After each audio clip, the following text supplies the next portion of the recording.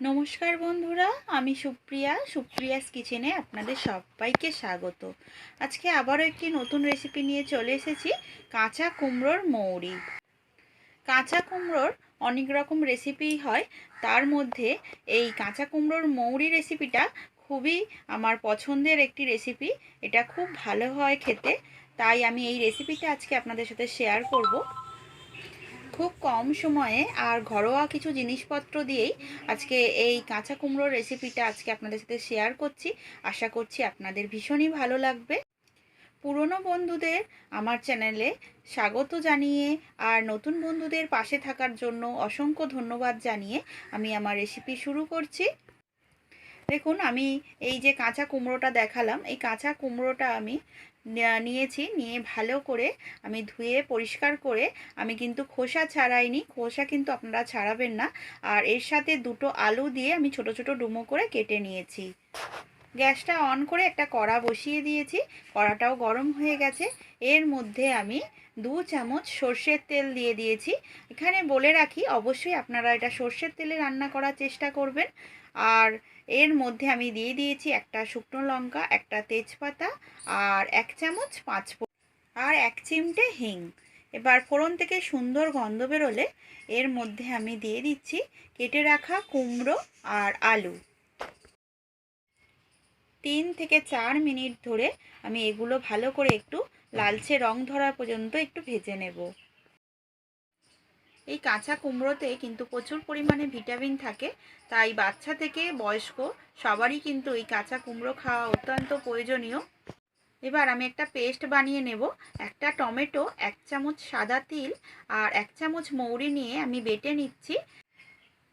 দেখুন আমি 3 মিনিট ধরে ভালো করে ভেজে নিয়েছি নাড়াচাড়া করে। এবার এর মধ্যে আমি দিয়ে দিচ্ছি 1 চামচ পরিমাণ আদা আর জিরে বাটা।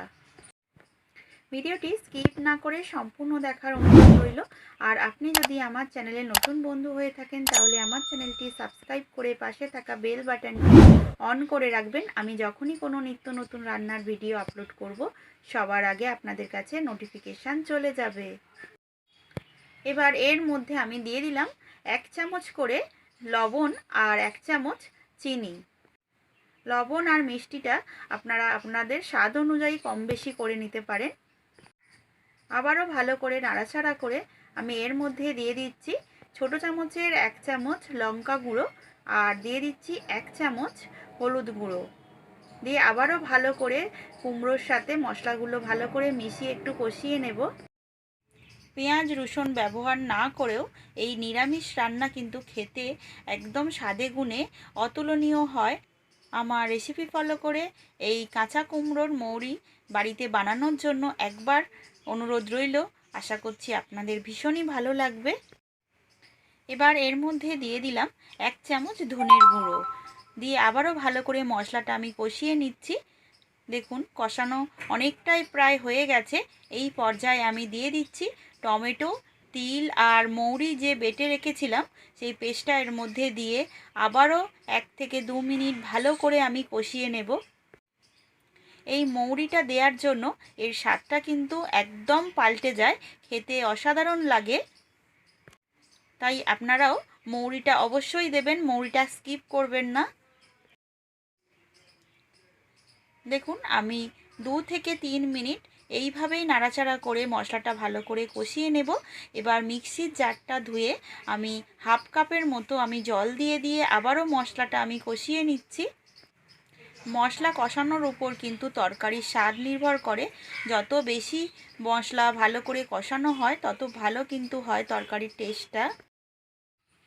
দেখুন 2 মিনিটের জন্য আমি ঢাকা দিয়ে এই মশলাটা ভালো করে কষিয়ে নিচ্ছি। 2 মিনিট পর ঢাকাটা আমি খুলে নিয়েছি। দেখুন মশলাটা আমার ভালো করে কষানো হয়ে গেছে। এবার এর মধ্যে আমি হাফ কাপ জল আরও মিশিয়ে দিলাম। ভালো করে নেড়ে নিয়ে আরও 2 মিনিটের জন্য আমি ঢাকা দিয়ে রান্না করে নিচ্ছি। আমার রান্নার রেসিপি যদি আপনাদের পছন্দ হয়ে থাকে অবশ্যই আমার চ্যানেলটিকে একটি লাইক আর ছোট করে কমেন্ট করে দিতে ভুলবেন না। দেখুন আমার কাঁচা কুমড়োর মৌরি কিন্তু একদম রেডি হয়ে গেছে। আলু আর কুমড়োও একদম সেদ্ধ হয়ে গেছে। আমি এর মধ্যে দিয়ে দিচ্ছি 1 চামচ গোটা গরম মশলাকে আমি একটু শুকনো খোলায় ভেজে গুঁড়িয়ে নিয়েছিলাম, এটা আমি এর মধ্যে দিয়ে দিলাম।